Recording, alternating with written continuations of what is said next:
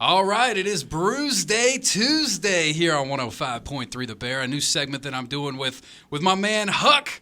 Huck, I've seen you at many beer festivals. We've talked about doing this, and it's finally a reality in 2016. I'm looking forward to it, man. Well, DreZ, I love to drink beer, and I love to talk about beer, so I think this is a really good fit for me. I think it's a good fit for both of us, because I'm in the same boat, too, my man. I think you like the beer yourself. Yeah, no doubt about it. I've seen you at many bars down in Blacksburg, obviously Brew every year, all the multiple beer festivals that are around the NRV, and you're always sporting your Huck was here swag. You got your stickers, you got your T-shirt. Because I don't know if for those of you that don't know Huck, he's well known around here for being a beer connoisseur. You got hucksbeerbuzz.com, your blog. That's correct. And that's been going on for how long? I think about 6 years now. 6 years strong. I actually started my blog so I could go drink some beer in Boulder. They had the first bloggers conference, and I started my blog so I could go there and drink some good beer, which I did.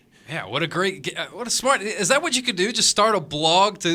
Apparently, my brother-in-law is talking about starting a blog because he wants to go with me to the bloggers conference. Oh, there you go, man. Well, there's the excuse. So at Beer Buzz on the Twitter as well, and Untapped, something that an app that I've talked about on the air. I know you're on it too. For any craft beer or just regular beer lover for that matter, you should check out the Untapped app and your Huck's Beer Buzz on there as well, so people can find you, follow, see what you're drinking, and follow the ways of the Hucks. Like me on Untapped, I think I have 300 and some. What are you up to? Like 1,500 beers Untapped on there? Actually, I hit 2,500. 2,500. Yeah, it's like the last level. The first level is 100, goes to 500, goes to 1,000, 2,500. So my next one's 5,000. So I'm really gonna have to work hard. You're gonna double down. I got to really work hard. Well, cool, man. Well, the good news is there's over 4,000 craft breweries in America now, which number has now exceeded pre-prohibition. So the opportunity's there to get those beers. Dude, there's no doubt about it, man. I mean, without a doubt, it has been blowing up the last, like you said, you started your Huck's Beer Buzz, and I think they're following suit, man. Yeah, maybe 1,000 breweries 6 years ago. Yeah. Maybe 1,000. I'm not even sure there were that many. I could look it up. But in any case, now we're over 4. We're in new territory, uncharted territory. Yeah, and especially in the state of Virginia, it's just like growing like gangbusters, man. It is insane. Everywhere you turn, there's a new brewery, and I love it. It's so fantastic. There's so many great different beers to try, and of course, home brewing is huge too, which I think that is going to be the focus of today's Brews Day Tuesday, is it not? It is. I was working really hard as a good Santa's elf, and I made a lot of beer for Christmas, and I brought you 2 of them. One of them, as a matter of fact, is called Figgy Pudding, Huck's Big Figgy Pudding Beer. Is that where we're going to start with? Yeah, that's a little softer than the second one, which all right. We'll explain in a minute. So anyway, start with the soft stuff, and then we get to the more wild jams. For people who don't know, Figgy Pudding is a dessert from England, and it's in a song, Wish You a Merry Christmas. We want some figgy pudding. Yeah. So definitely. I decided last Christmas I was going to make figgy pudding beer this Christmas, and it turned out remarkably well. And it's kind of Christmas in a glass. Yeah. It's not real high in alcohol. Well, cheers to the first, to the very first Brews Day Tuesday brew, man. All right. It's figgy pudding. Is that what you're calling it? Huck's Figgy Pudding Beer. Huck's Figgy Pudding. Or ale, I guess, is more accurate. Oh man.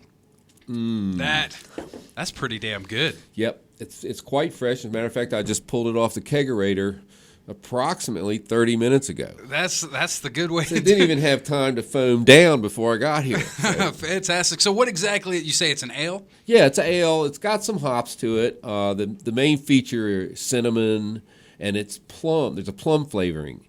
There's a British spice called Christmas spice, special spice, but I could not get it. But I will get it for next year's batch. All right. And but it turns out that's a plum flavored spice.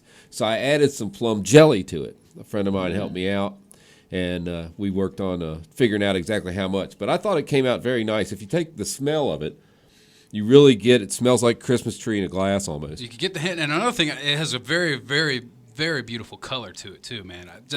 You can look at it and you can see this is going to be a thicker, a heavier beer, and it's going to have some flavor to it. Right, and it's not filtered, so you still get some of the healthy yeast particles in it. Hashtag no filter. No filter. So I do like the wheatier beers too. I could tell just by looking at it. It does have actually wheat. That's a good call. It actually does have wheat in it. I added a portion of wheat to the mash, give it a little bit lighter flavor. There's 3 ways to make homebrew. All right. One way is entirely using malts, which is professionally prepared beer flavor. The second way is a partial mash infusion, where you use some grains and then you add malts to it to bring up the alcohol level and different flavors. That's how I make beer. it's quicker and easier. I'm a busy guy. Yeah, you got to. You need it. You need it quicker. But the true home brewers, and we'll call them geeks, and they won't be offended because they really are, and they use all grain, and they work all day at it, and they're hard workers, and I love them. But I just don't have the time, and I think this beer turns out decent. I'm probably not going to win an award at the Great American Beer Festival, but definitely I make it for me and my friends to drink. So hey, man, I'm glad to be a part of it. This is definitely a very, very good one. We're gonna get back to the tunes, and then we'll talk more and try the next. What's the next beer you got up for us? This is a clone of a famous beer, which is Pliny the Elder. It comes from a brewery in near San Francisco. All right, cool. Russian River. So it's a clone of that. We'll see what you think of that. We'll try the clone here in just a little bit. It's Brews Day Tuesday. Back to the tunes and back to the brews right after this. All right, it is 105.3 The Bear, back with Brews Day Tuesday. I got Huck here, hucksbeerbuzz.com, and you're blogging about beer, you're brewing beer. You're just all about the beer, man. I love it. I love beer, craft beer specifically. Yes, of course. And which is not to say I haven't had just about every beer that's ever, come along. The domestics out there, sometimes you're stuck drinking, a PBR or a Bud Light. And, we're not going to shun on those guys, but there's so much better stuff out there that people just need to expand their horizons a little bit. There's a bar. Try some craft beer. Go local. There's a bar I go to in Baltimore. That's, he also has one in Queens called the Alewife. And if you go in his bar and ask for Bud Light, he's going to tell you that you're not his customer. He'll just tell you to get the hell out. Kind of, but his people are really good. What they say is, you like that beer? We have another beer. We have a Pilsner by this brewery in Germany. We have a Pilsner by, the local brewery, Heavy Seas is right there in Baltimore. And they say, try this Pilsner. That's what a Bud Light is. It's a Pilsner. You need to know that. Try it and see if you like it. And you might find that you'll find beers you like. Yeah, of course. There's always, even for people that don't like beer, there are beers out there that you'll like, believe it or not. Like, I will say this, and I don't know, I'm pretty sure I've talked about this on there, but I didn't used to drink beer.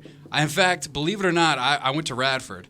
I went my entire collegiate career in Radford without drinking beer, if you can believe that. No, I can't, because I went to Radford, and I remember one day we went and bought cases of a particular beer, I can't mention Red, White, and Blue by Pabst. Yeah, and filled a trash can with it and drank it all one day. Don't get me wrong, man. Everybody, drank a lot of beer. Galore and stuff. But for me, there was just a thing where I went through this phase and I just could not drink beer. The smell of it, any of it, just drove me crazy. But what got me drinking beer finally again is all these craft beer festivals that are out there. So whenever if you don't like beer, you go out, you'll find some tutti fruity peachicot at River Company. I think that might even be the one my first full pint since my beer. What's the word I'm looking for? Your Renaissance. I don't know. Not a Renaissance. No. Yeah, but yeah, my beer.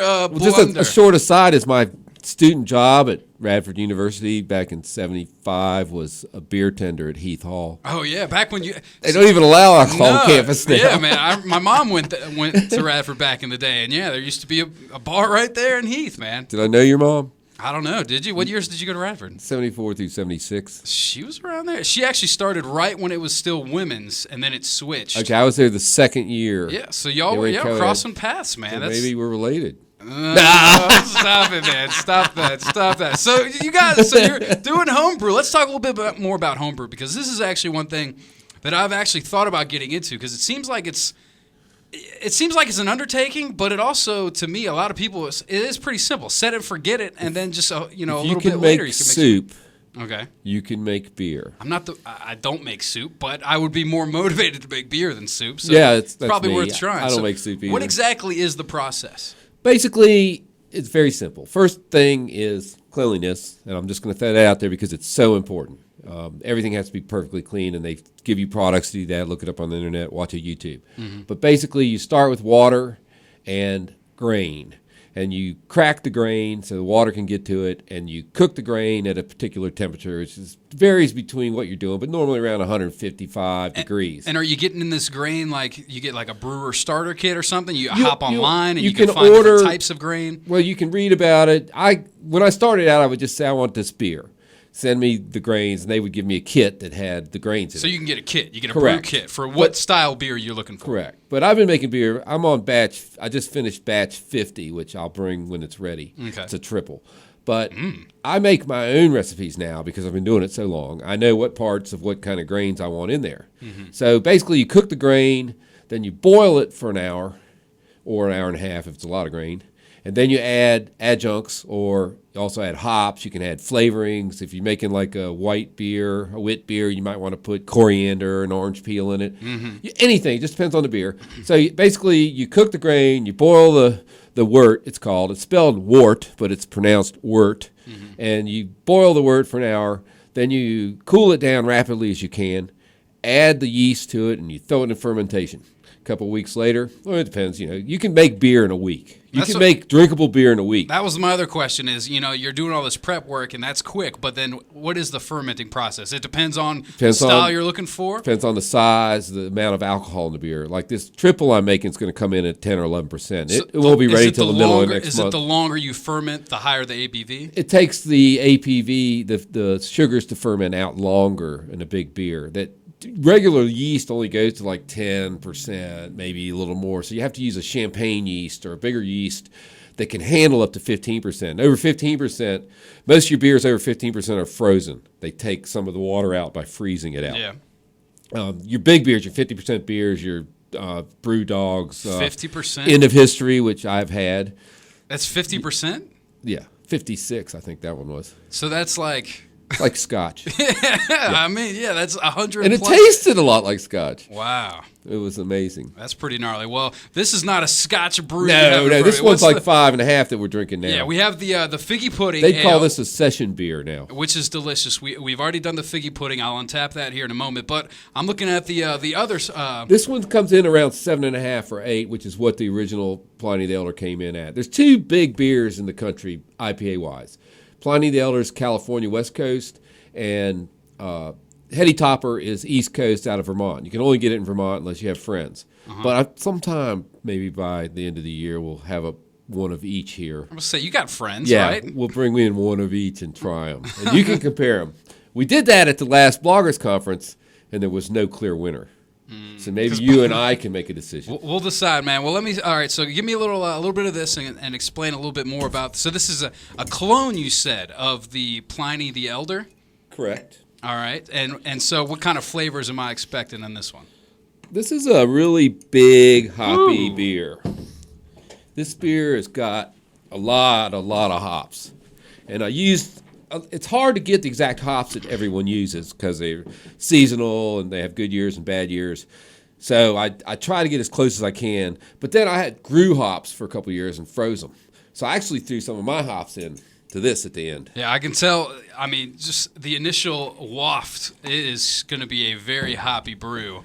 And also the color, man. This thing is thick. Also unfiltered. Yeah. I'm assuming hashtag unfiltered. And you can see a lot of darker malts in this. This is a lot darker. It is a lot darker. It is a lot darker. I mean, I'm holding the glass and I can't even see my hand on the other side of it. It is very dark, very unfiltered. You got a good head on the top though, which is also key. Talk a little bit about having the good head in the pour, because I know that's one of the things a lot of people don't overlook. If you're drinking a good beer, you want to pour it in a glass and unleash that head because it gets the aroma out and stuff, right? Correct. And there's again, like anything else in beer, there's going to be some disagreement. We never fight, but we sometimes argue. So hoppy. Yeah, very hoppy. So the head on the beer does release a lot of the odor, and a lot of people would warm the beer up in their hands, especially a beer of this size and this nature, or even a Belgian beer, because sometimes we keep them too cold as Americans. Mm-hmm. We're used to drinking 32-degree. You want your frosty mug and right, stuff. and actually that's bad too. You want a cold mug, not frosted, exactly. not frozen. I've heard that too. But we could do a whole session on glassware if you wanted to. Maybe next week. Yeah. But, so right now, this is the. What's your official title of the clone? The Huck's Pliny the Elder clone. Huck's Pliny the Elder clone. So is this one untapped as well? Yes, it is, yeah. All right, man. Well, we'll definitely untap this one. I'm going to tell you, I've only had a few sips. I won't untap a beer until I have the full pint. So, because a lot of beers, first taste I might not love, but by the end of it, I'll be like, that was a damn good beer. And on the flip side, there's some that I'll take a sip and I'll be like, this is amazing. But then by the end of it, you're like, I can't finish it. So I always wait till a full pint goes down before I untap it and give it my final rating. But I can tell you what, on your the figgy pudding, that ale, as of right now, if I had to rate that one, I'm thinking I'm probably giving it around a 4, man, which for me is pretty good. I've never given out a 5 on Untapped. I know you dish them out here and there pretty frequently. I'll give a 5 out under 2 circumstances. Mm-hmm. One is if I'm with the brewer. You're just being so that's a little deceptive, and I apologize. Yeah. But if a man makes a beer and shares it with me, hey, that's worthy of a 5. So you're asking for a 5 right now, then? No, I'm not. No, that's just my thing. The other thing is if it's a beer that I would push my grandmother out of the way for, then there are a few of those out there. The Pliny the Elder original might be one of those. Yeah, I can't remember. I probably gave it a 4.5, but it's a darn good beer. Pliny's good. Like I said, I don't dish out 5s. That's to me that's a perfect beer, 5 out of 5. But if you go back and look at Untapped, you're going to see a lot of 5s. But early on, there wasn't a lot of good beer, right? Mm-hmm. So when you got a good beer, you really would give it a 5 because we didn't know there were going to be 10,000, 20,000, 50,000 So your beers. scale has changed right. over the years, is what I've lessened. I don't give flunking scores in general. So if I give it below a 3, probably you don't want to drink it. Yeah. Well, I mean, that's my opinion. To me, yeah. So you may like a beer I don't mediocre. And if it's drinkable, it's a 3.